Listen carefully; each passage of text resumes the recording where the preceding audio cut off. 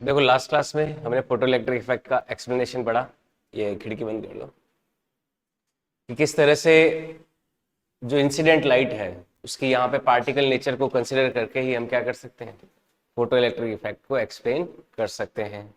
E बराबर H new वाला formula.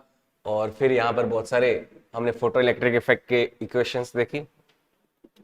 अब देखो बोहर मॉडल को लगभग हम समझने के लिए कैपेबल हो चुके हैं, लेकिन यहां पर एक पॉइंट और हमें समझना है अगर हम बोहर मॉडल को समझना चाहते हैं। तो ये क्या है, ये है डुअल नेचर ऑफ इलेक्ट्रॉन।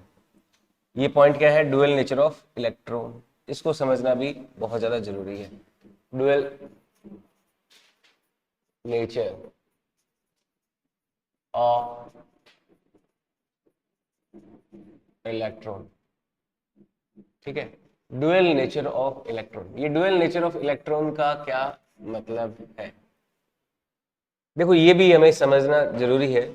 ये जो प्रिंसिपल दिया गया था, ये दिया गया था, एक साइंटिस्ट था, कौन, डी ब्रॉगली। डी ब्रॉगली नाम के एक साइंटिस्ट ने ये डुअल नेचर ऑफ इलेक्ट्रॉन का प्रिंसिपल दिया। किसके द्वारा दिया गया, given by de Broglie, given by de Broglie. एक तो डी ब्रॉगली ने दिया। सबसे पहली बात तो क्या कहा था इसने, इसने ये बोला कि जो इलेक्ट्रॉन है हमारा, वो पार्टिकल और वेव दोनों की तरह बिहेव करता है। जैसे अभी एटॉमिक स्ट्रक्चर पढ़ रहे हैं अपन, तो एटॉमिक स्ट्रक्चर में हम देख रहे हैं कि ये डिबेट चल रही है। कभी कहीं पे जो एनर्जी है वो पार्टिकल के फॉर्म में होती है, कभी कहीं एनर्जी वेव के फॉर्म में होती है। तो ये जो वेव और पार्टिकल के बीच की जो डिबेट है, इसको डी ब्रोगली ने कुछ हद तक सही किया, रिजॉल्व किया। उसने बोला कि जो माइक्रो एटॉमिक पार्टिकल होते हैं, यानी बहुत जो टाइनी छोटे पार्टिकल होते हैं ना, इलेक्ट्रॉन, प्रोटॉन, न्यूट्रॉन, ये डुअल नेचर को शो करते हैं। यानी कि पार्टिकल नेचर को भी शो करते हैं और वेव नेचर को भी शो करते हैं। यानी कि कंटिन्यूअस एग्जिस्टेंस में भी रहते हैं और ये डिस्क्रीट यानी कि टुकड़ों के फॉर्म में भी रहते हैं। अब डी ब्रोगली से पूछा गया था कि भाई ऐसा कैसे, एक ही समय पे एक ही जो पार्टिकल है उसकी डुअल नेचर कैसे हो सकती है, यानी कि वेव और पार्टिकल नेचर वो किस तरह से शो कर सकता है।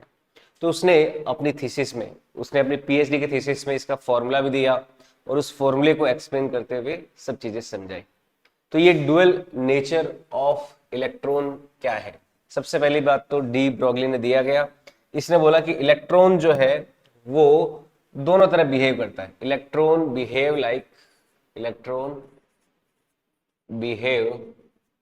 Like both particle and wave, particle and wave. Electron जैसे पार्टिकल जो है वो दोनों तरह बिहेव करते हैं, पार्टिकल की तरह भी और वेव की तरह ही, जिनका जो कोरिलेशन है वो दिया जाता है एक फॉर्मूले से, है ना। इलेक्ट्रॉन के लिए जो उसका लैम्डा है या फिर वेवलेंथ है, वेवलेंथ एसोसिएटेड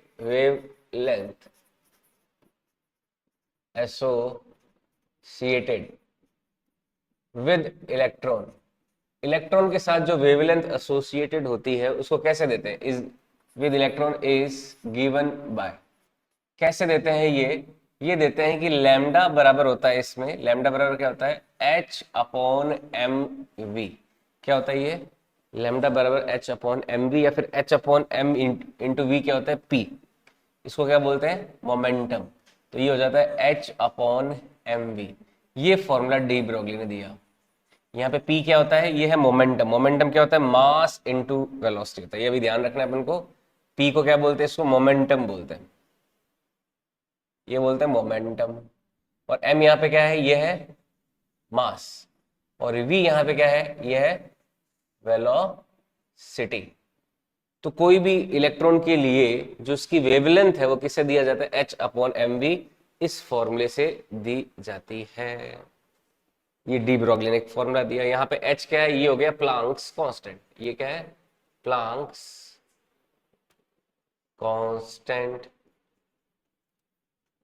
ये है प्लांक कांस्टेंट। तो ये एक फॉर्मूला दिया गया था डुअल नेचर ऑफ इलेक्ट्रॉन के लिए, कि इलेक्ट्रॉन का जो वेवलेंथ है, ये वेवलेंथ ऑफ इलेक्ट्रॉन हो गया लैम्डा। तो ये जो लैम्डा है वो किसके बराबर होता है, एच अपॉन पी या फिर एच अपॉन एम वी के बराबर होता है इलेक्ट्रॉन के लिए। यहाँ पे m तो हो गया इलेक्ट्रॉन का मास और v हो गई इलेक्ट्रॉन की वेलोसिटी। तो यहाँ पे अगर मास बहुत ज्यादा होगा तो लैम्डा क्या होगा, कम, और लैम्डा बहुत, मास बहुत कम होगा तो लैम्डा क्या होगा, ज्यादा।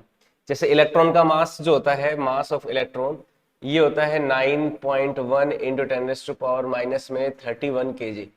तो इलेक्ट्रॉन का मास क्या है यहाँ पे, बहुत ज्यादा कम है ना, बहुत ज्यादा कम है, तो उसकी वेवलेंथ क्या हो जाएगी, बहुत ज्यादा हो जाएगी। लेकिन जो बड़े पार्टिकल होते हैं, जैसे क्रिकेट की बॉल हो गई जिसका मास 100 ग्राम 200 ग्राम ऐसे होता है, तो उसका जो मास है अगर बहुत ज्यादा हो तो वेवलेंथ क्या हो जाएगी, बहुत ही कम हो जाएगी। तो ये जो वेवलेंथ है, ये वेवलेंथ केवल माइक्रोस्कोपिक जो पार्टिकल होते हैं, माइक्रोस्कोपिक यानी कि बहुत ही टाइनी, इलेक्ट्रॉन प्रोटॉन न्यूट्रॉन, उन्हीं के लिए ही क्या होती है, सिग्निफिकेंट होती है, जिनका मास बहुत ज्यादा कम हो।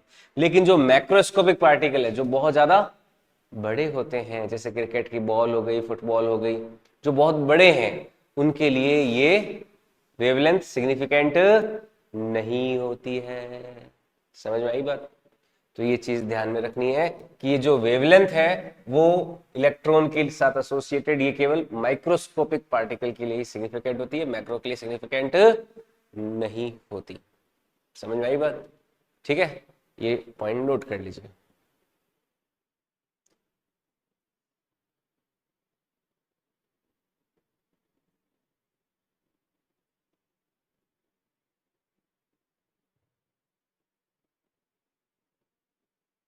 इस फॉर्मूले का डेरिवेशन भी हम देखते हैं, कैसे ये फॉर्मूला आया होगा।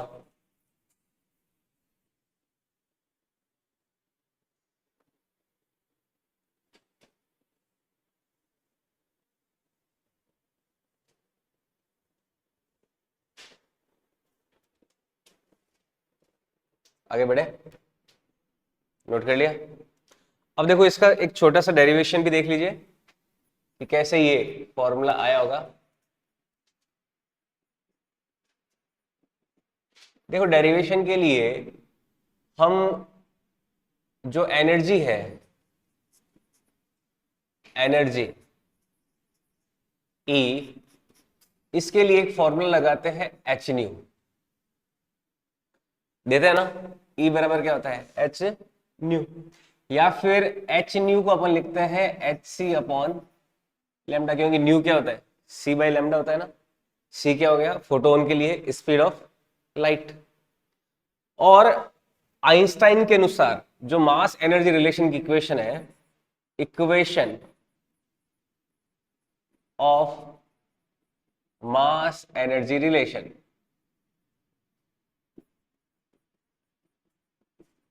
आइंस्टाइन एक मास एनर्जी रिलेशन इक्वेशन दी।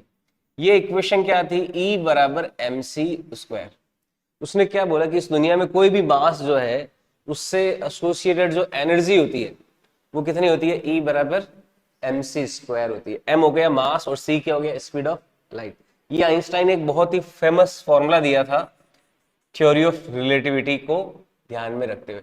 तो हमारे पास में देखो ये दो बड़े बड़े फॉर्मूले हैं, इन दोनों फॉर्मूलों को जब अपन इक्वल कर देंगे तो हमारा जो डी ब्रॉगली का फॉर्मूला है वो आ जाएगा, है ना। इन दोनों फॉर्मूलों को देखो इक्वल कर देते हैं।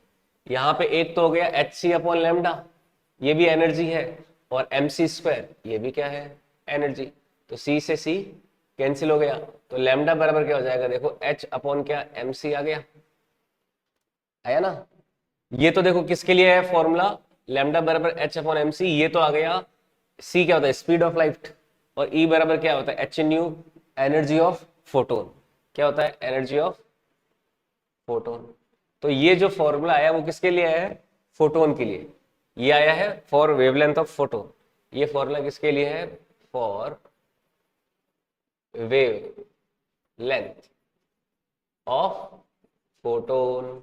ये फोटोन की वेवलेंथ का फॉर्मूला है, ठीक है। ये फोटोन की वेवलेंथ का फॉर्मूला हो गया। अब इलेक्ट्रॉन के लिए देखें, अगर फॉर इलेक्ट्रॉन, फॉर इलेक्ट्रॉन। अब इलेक्ट्रॉन के लिए जो स्पीड ऑफ लाइट होती है वो तो नहीं होगी, इलेक्ट्रॉन के लिए तो क्या होगी, नॉर्मल कोई स्पीड होगी, तो उसको देखेंगे v से डिनोट कर देंगे, और जो मास होगा उसको किससे डिनोट कर देंगे, मास ऑफ इलेक्ट्रॉन, वही me से डिनोट कर देंगे।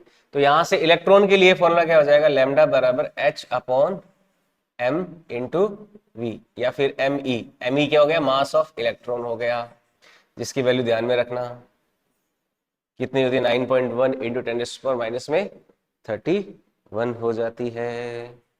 समझ में आई बात, ये नोट कर लीजिए। तो ये देखो फॉर्मूला का छोटा सा डेरिवेशन है। अब इस फॉर्मूले के और भी कई प्रारूप होते हैं। मोमेंटम क्या होता है, मास इंटू वेलोसिटी का जो मल्टीप्लिकेशन, इसको क्या बोलते हैं, मोमेंटम, है ना, ये बात ध्यान रखना। मोमेंटम, मोमेंटम क्या होता है, मास इंटू वेलोसिटी का मल्टीप्लिकेशन मोमेंटम कहलाता है। क्लियर बात। अब देखो आगे बढ़ते हैं।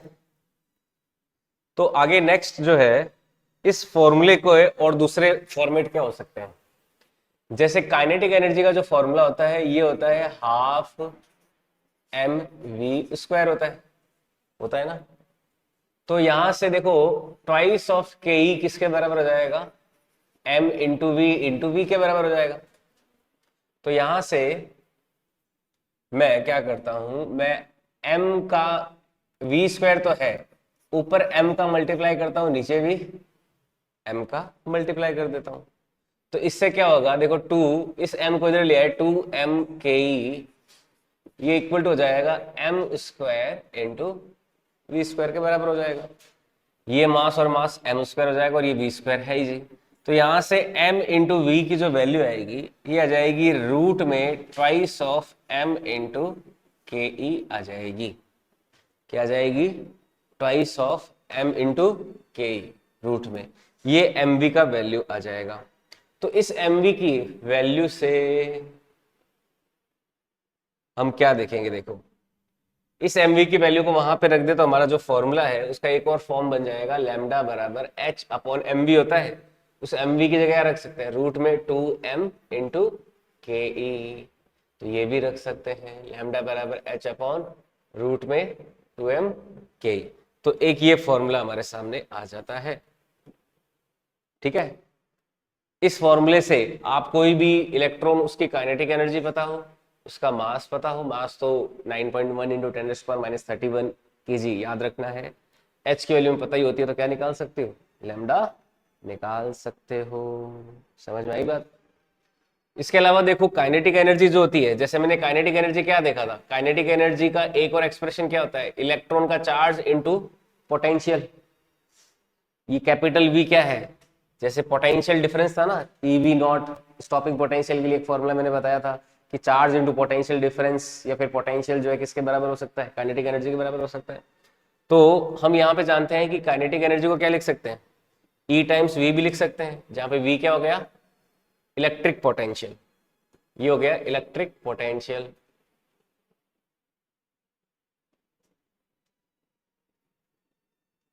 तो के ई बराबर ईवी के भी होता है, तो यहां से जो फॉर्मूला है हमारा ये हो जाएगा लैम्डा बराबर एच अपॉन रूट में 2m इंटू के ई को लिख सकते हैं ई टाइम्स वी, ये लिख सकते हैं।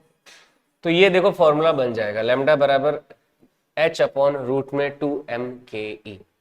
यहां पे देखो m इलेक्ट्रॉन का मास हो गया, e इलेक्ट्रॉन का चार्ज हो गया, हुआ या नहीं हुआ। ठीक है, अब देखो यहां पे जो m है, जैसे h की वैल्यू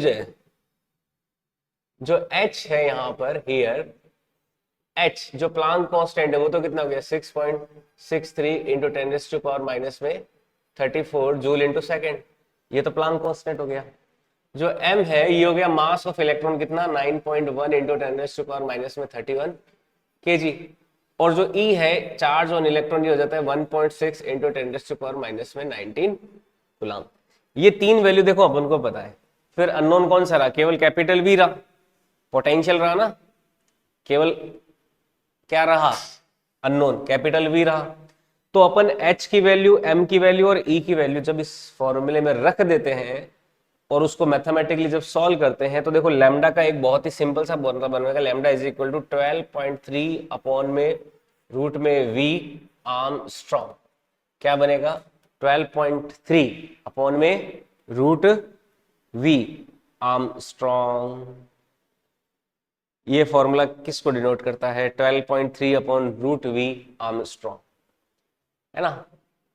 अगर आप पोटेंशियल की वैल्यू वोल्टेज में रखते हो, है ना, वोल्टेज में रखते हैं यानी कि 3 volt, 4 volt, 8 volt, 9 volt, 12 volt, भाई किसी इलेक्ट्रॉन को किसी पर्टिकुलर वोल्टेज में रखते हैं, जैसे क्या रखेंगे, बैटरी लगा दिया इलेक्ट्रॉन के ऊपर, तो इलेक्ट्रॉन क्या होगा, उसके पास कोई ना कोई स्पीड आएगी, उस स्पीड के कॉरस्पॉन्डिंग जो वेवलेंथ होगी वो सीधा हम इस फॉर्मूले से निकाल सकते हैं।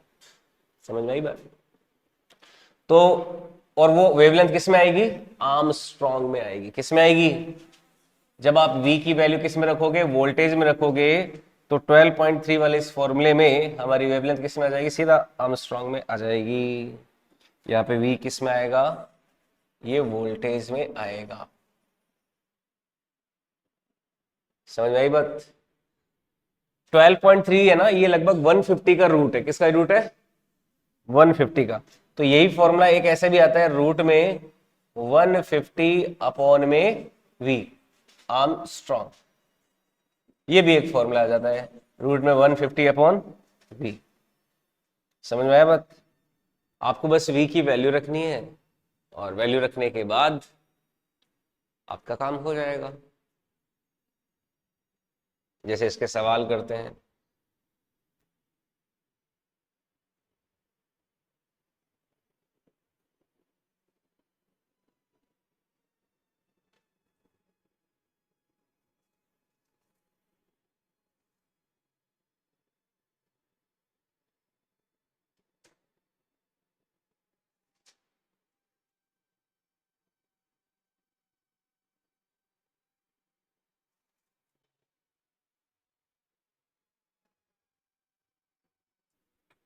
देखो क्वेश्चन करते हैं इन फॉर्मूलों पे, है एन, एन का कहाँ पे लगाए? एन नहीं लगता है, तो एक की बात हो रही है ना, वो इलेक्ट्रॉन अब फोटोन हो गया ऐसे मान लो आप। इलेक्ट्रॉन भी क्या एक एनर्जी का पैकेट है, वैसे ट्रीट कर रहे हैं अपन। इलेक्ट्रॉन एनर्जी का एक क्वांटो है, इलेक्ट्रॉन खुद। हाँ, तब वो E बराबर n टाइम्स h नहीं होता है, लेकिन एक के लिए बात करेंगे तो n क्या हो गया? 1 हो गया ना। ऐसे जैसे क्वेश्चन क्या है, देखो क्वेश्चन है कि calculate wavelength associated with electron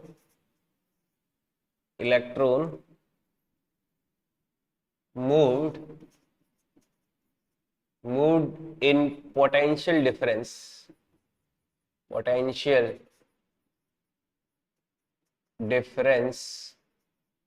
of 16 volt. एक इलेक्ट्रॉन को 16 वोल्ट के पोटेंशियल डिफरेंस में मूव करवाया। 16 वोल्ट का क्या करवाया अपने? Potential difference. देखो 16 वोल्ट का पोटेंशियल डिफरेंस लगता कैसे, इस बात को समझना थोड़ा। अपन क्या करते हैं, बैटरी लेते हैं, भाई आपने बैटरी पे देखा ना, ऐसे लिखा हुआ होता है 10 वोल्ट की बैटरी, 5 वोल्ट की बैटरी। तो हमने एक बैटरी ले ली, कितनी? 16 वोल्ट की, और इधर ले लिए 2 इलेक्ट्रोड। ये मेटल के इलेक्ट्रोड होते हैं। ये इलेक्ट्रोड क्या करते हैं? पोलैरिटी बनाते हैं। जो पॉजिटिव से है वो तो क्या बनाएगा? पॉजिटिव पोलैरिटी, और जो नेगेटिव वाला है वो क्या बनाएगा? Negative polarity. अब ये जो इलेक्ट्रॉन है, इस इलेक्ट्रॉन को इस 16 वोल्ट के पोटेंशियल डिफरेंस में यहां पे हमने रख दिया, है ना। तो इलेक्ट्रॉन क्या करेगा? मोशन करेगा। तो जब ये मोशन करेगा तो इसके पास कुछ स्पीड आएगी, मास इसके पास ऑलरेडी है। तो इस प्रोसेस में ये कितनी वेवलेंथ इससे एसोसिएटेड होगी? देखो क्या होता है, ये जो इलेक्ट्रॉन है ना, ये इलेक्ट्रॉन जो है इस तरह से ऐसे वेव जैसा बिहेव करेगा, है ना। इलेक्ट्रॉन पार्टिकल जैसा भी बिहेव करेगा, तो कैसा बिहेव करेगा? वेव जैसा ही। तो ये पार्टिकल और वेव की जो डुअलिटी है, इसको इस तरह से डिनोट करते हैं। देखो ये वेव है, और ये देखो ये वेव है ना एक, लेकिन इस वेव को आउटर लाइन में कवर करें ऐसे, तो ये क्या बन जाएगी, एक पार्टिकल बन जाएगा ना, बनेगा ना। तो ये डुअल नेचर को रिप्रेजेंट करने का एक डायग्राम है। इसमें देखो ये तो क्या इंडिकेट कर रहे हैं, ये वेव नेचर को इंडिकेट कर रहा है, लेकिन उसको अगर बाउंड्री में ले लिया जाए तो वो क्या हो जाएगा, एक पार्टिकल हो जाएगा ना। तो यही मान लो कोई इलेक्ट्रॉन है, ये इस तरह का कोई इलेक्ट्रॉन लिया हमने, इस इलेक्ट्रॉन से एसोसिएटेड वेवलेंथ निकालनी है ना। जिस इलेक्ट्रॉन को कितना वोल्ट का पोटेंशियल डिफरेंस दिया गया है, 16 वोल्ट का। तो फॉर्मूला क्या लगाएंगे, lambda is equal to 12.3 divided by root में वी, ये फॉर्मूला लगा देंगे। बताओ किस में आ जाएगा, आर्मस्ट्रांग में वैल्यू। तो लैम्डा बराबर किस में आएगा, 12.3 डिवाइडेड बाय रूट में वी। रूट में वी कितना है, 16। 16 का रूट कितना होता है, 4। तो कितना हो जाएगा, 12.3 डिवाइडेड बाय 4। तो ये क्या हो जाएगा, 3.07 आर्मस्ट्रांग। क्या हो जाएगा, 3.07 आर्मस्ट्रांग। ये आंसर आ जाएगा। तो इतना हमारा क्या है, वेवलेंथ एसोसिएटेड है किसके साथ, इलेक्ट्रॉन के साथ, जब उसको 16 वोल्ट का पोटेंशियल डिफरेंस दिया गया है।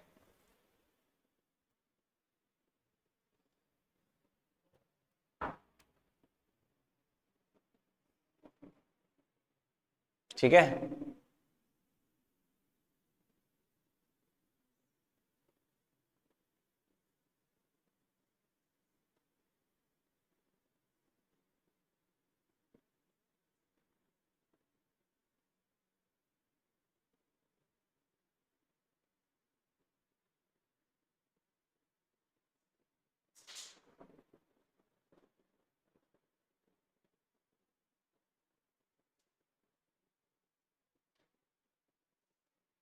आगे बढ़े। देखो एक नेक्स्ट क्वेश्चन इसी फॉर्मूले बेस्ड, कि calculate calculate lambda associated with electron having kinetic energy equal to, एक इलेक्ट्रॉन जो है जिसके साथ एसोसिएटेड काइनेटिक एनर्जी वो है 3 इंटू 10⁻⁻25 जूल।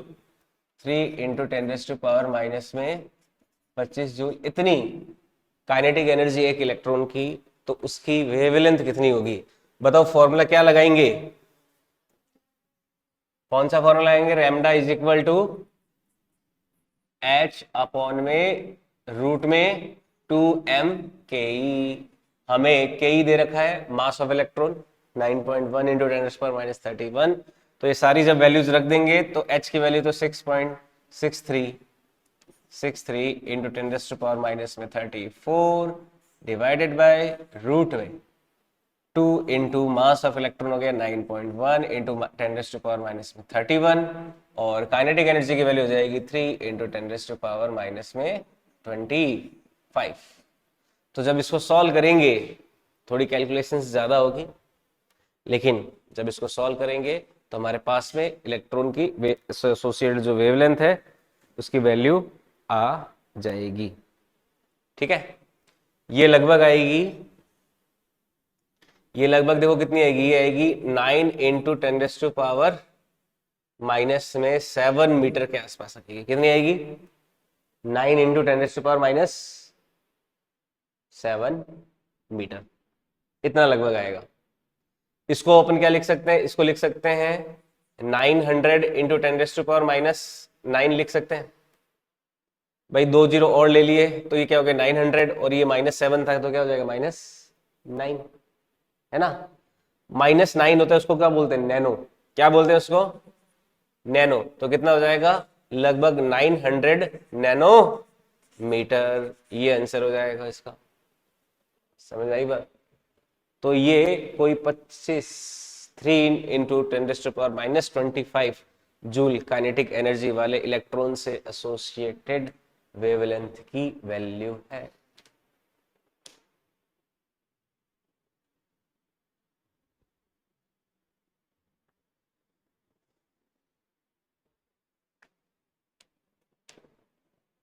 नोट कर लीजिए।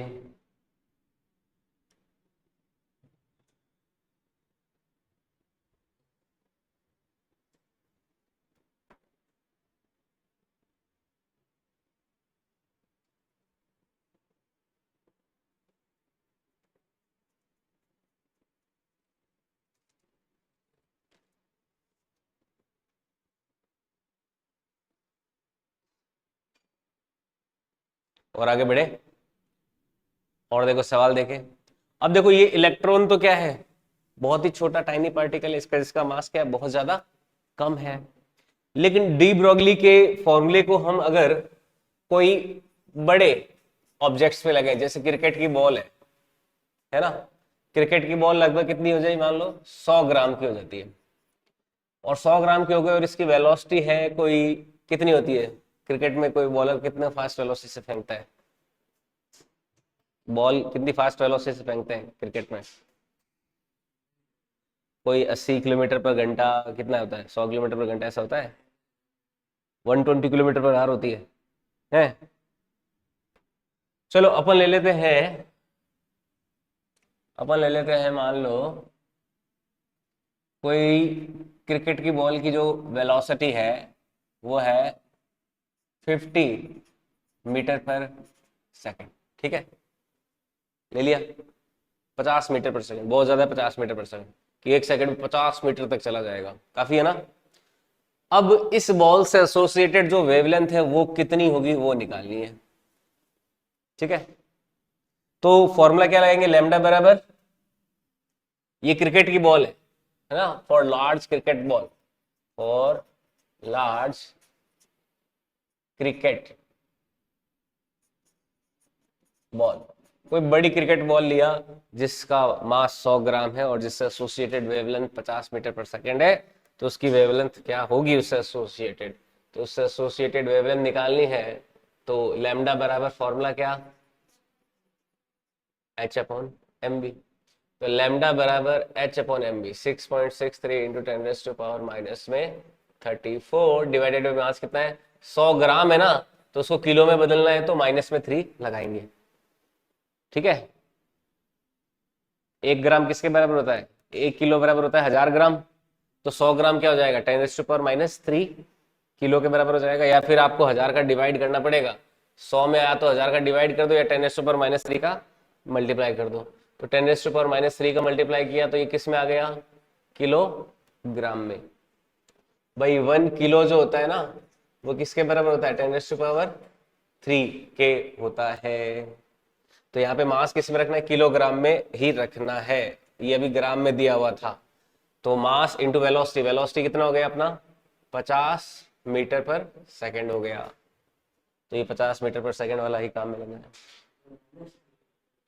-3 कैसे लाए, देख 1 kg जो होता है ना, 1 किलोग्राम, वो 1000 ग्राम के बराबर होता है, कितने 1000 ग्राम के, यानी कि ग्राम को अगर किलो में बदलना है तो किसका डिवाइड करेगा, 1000 का डिवाइड करेगा ना। अब ये 1000 जो है ना, नीचे 1000 का डिवाइड करेंगे तो ये 1000 जो है ये 10⁻+3 है, इस 1000 को क्या लिख सकता है तू, 10⁻+3 लिख सकते हैं, नहीं लिख सकते बता। अब ये 10⁻+3 यहां आएगा तो क्या हो जाएगा, समझ गया। तो हमने ग्राम को किस में कन्वर्ट किया, 1000 में, किलो में कन्वर्ट किया है, तो इसलिए ये हमें करना पड़ा। अब देखो कैलकुलेशन में आगे, लैम्डा बराबर 6.63 डिवाइडेड बाय नीचे 5 है, बाकी की पावर्स को सॉल्व करते हैं। देखो 2 और 1 3, ये 3 पावर का प्लस का देगा, ये प्लस का पावर माइनस के 3 के पावर से कैंसिल आउट हो जाएगा, नीचे क्या बच जाएगा, खाली 5 ही बच जाएगा ना। तो 6.63 अपॉन 5, तो ये देखो वैल्यू कितनी आ जाएगी, 6.63 अपॉन 5 इंटू माइनस में 34, तो ये देखो वैल्यू कितनी आ जाएगी हमारी, ये आ जाएगी 1.32 इंटू 10⁻⁻में 34 मीटर, इतनी आ गई, आया ना, 1.32 इंटू 10⁻में 34 मीटर, यानी क्रिकेट की जो बॉल होती है उससे एसोसिएटेड वेवलेंथ कितनी ज्यादा कम है, कितनी है, केवल क्या है, माइनस में 34 मीटर, माइनस में 34 मीटर क्या, बहुत बहुत ज्यादा कम होती है, बहुत बहुत ज्यादा कम होती है, तो ये क्या हो जाएगी, नॉन सिग्निफिकेंट हो जाएगी, यानी क्रिकेट की बॉल के साथ कोई वेवलेंथ एसोसिएटेड नहीं होती, बहुत ही कम होती है, जो अपन देख भी नहीं सकते कभी। इसलिए क्रिकेट की बॉल परफेक्टली अपन को कैसे लगती है, एक पार्टिकल दिखती है, वेव दिखती है क्या क्रिकेट की बॉल के साथ, नहीं दिखती है ना। लेकिन कोई ऐसे मूवीज वगैरह जो होती है जिसमें क्रिकेट की बॉल को एकदम बहुत तेजी से फेंक रहे हैं, तब उसके साथ ऐसे वेव्स वगैरह दिखाते हैं ना, फास्ट स्पीड में फेंकते हैं, तो है ना, तो स्पीड अगर बहुत ज्यादा तेज होती तो हो सकता है कुछ हो जाए, लेकिन चलो कोई नहीं, क्रिकेट की बॉल के साथ कोई वेवलेंथ एसोसिएटेड नहीं है, ये क्या हो गया, नॉन सिग्निफिकेंट। ये क्या है, नॉन सिग्निफिकेंट है, क्योंकि 10⁻³ क्या है, बहुत ज्यादा कम है। यानी जो मैक्रोस्कोपिक बॉडीज है, वेवलेंथ उससे उससे साथ एसोसिएटेड जो वेवलेंथ होगी वो नॉन सिग्निफिकेंट होगी। केवल डी ब्रॉगली फॉर्मूला किसके लिए काम करेगा, माइक्रोस्कोपिक, यानी कि छोटे छोटे इलेक्ट्रॉन प्रोटॉन न्यूट्रॉन के लिए ही काम करेगा। तो नोट क्या है, फॉर मैक्रोस्कोपिक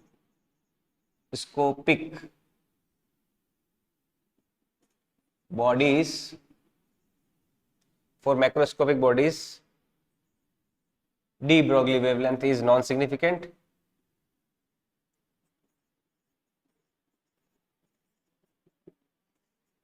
Wavelength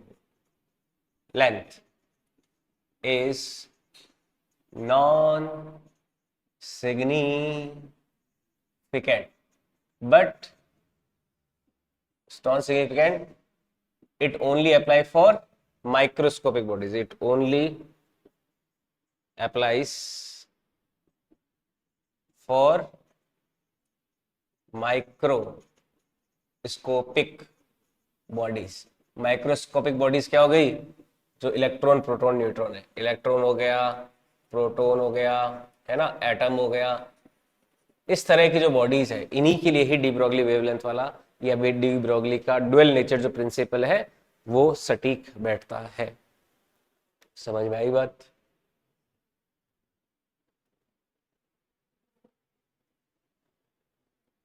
नोट कर लीजिए।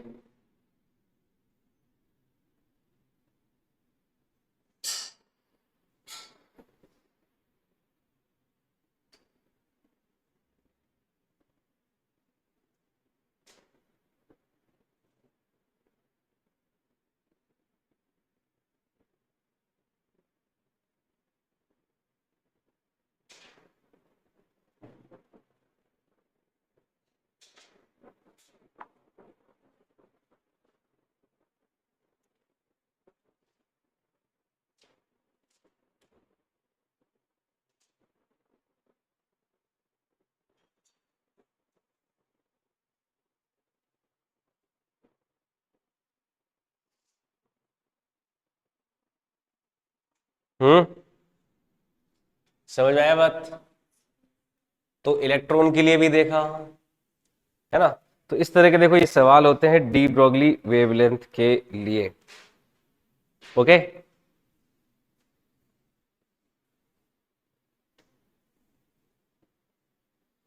जैसे एक क्वेश्चन और कर लेते हैं। क्वेश्चन क्या है, find out lambda associated with electron moving with velocity या speed 10⁻⁶ मीटर पर सेकेंड। कोई इलेक्ट्रॉन जो है वो 10⁻⁶ मीटर पर सेकेंड से मूव कर रहा है, तो उससे एसोसिएटेड डी ब्रॉगली वेवलेंथ क्या, ये एक सवाल कर लेते हैं डी ब्रॉगली के लिए।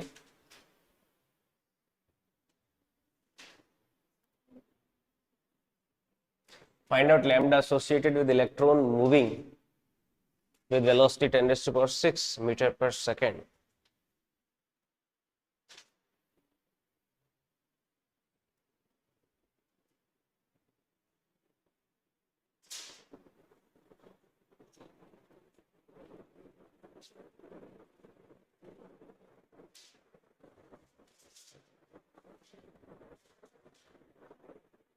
कौन सा फॉर्मूला लगाएंगे, बस लैम्डा बराबर h/mv वाला फॉर्मूला लगाएंगे, आंसर आ जाएगा। लैम्डा बराबर h/mv वाला फॉर्मूला लगाना है। 6.63 इंटू 10⁻⁻34, मास की वैल्यू 9.1 इंटू 10⁻⁻31 kg, और ये हो जाएगा 10⁻⁶। ये हो जाएगा। इसको जब सॉल्व करेंगे तो ये देखो कितना आ जाएगा, 6.63 डिवाइडेड बाय 9.1, पावर्स को सॉल्व करते हैं। माइनस में 34 है, 31 ऊपर जाएगा तो प्लस का 31 यानी कि माइनस का 3 बच जाएगा। माइनस का 3 10⁻6 ऊपर जाएगा तो 10⁻, माइनस में 9 बच जाएगा। अब -9 में से एक जीरो इसको दे दिया, इसको 66.3 बना लेते हैं, नीचे वाले को 9.1 बना लेते हैं, तो ये क्या हो जाएगा 10⁻10 हो जाएगा, हो जाएगा ना। अब 66.3 में 9 का डिवाइड करो, 9 में जब अपन 7 का मल्टीप्लाई करते हैं तो कितना आता है 63 आता है ना। तो 66.3 में जब 9.1 का डिवाइड करेंगे तो लगभग कितना आएगा 7 के आसपास आएगा। तो ये आ जाएगा, देखो लगभग इसको अप्रोक्सीमेटली अपन क्या कर सकते हैं 7 इंटू 10⁻⁻10 में 10, या फिर ये तो मीटर में आया है 10⁻⁻10 क्या होता है आर्मस्ट्रॉन्ग, तो ये क्या हो जाएगा 7 आर्मस्ट्रॉन्ग आ जाएगा इसका आंसर।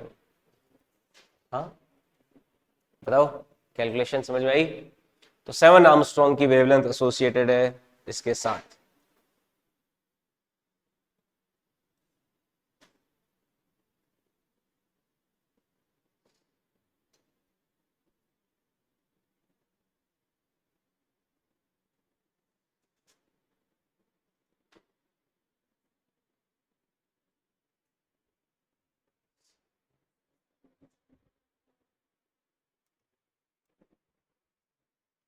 ठीक है, इस तरह से ऐसे सवालों को किया जाता है।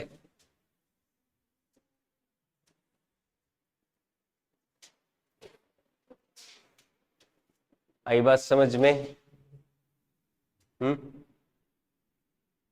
क्लियर? तो ये हमारा डी ब्रोगली पूरा हो जाता है। तो डी ब्रोगली के सवाल कर सकते हो ड्यूअल नेचर ऑफ इलेक्ट्रॉन के लिए, है ना।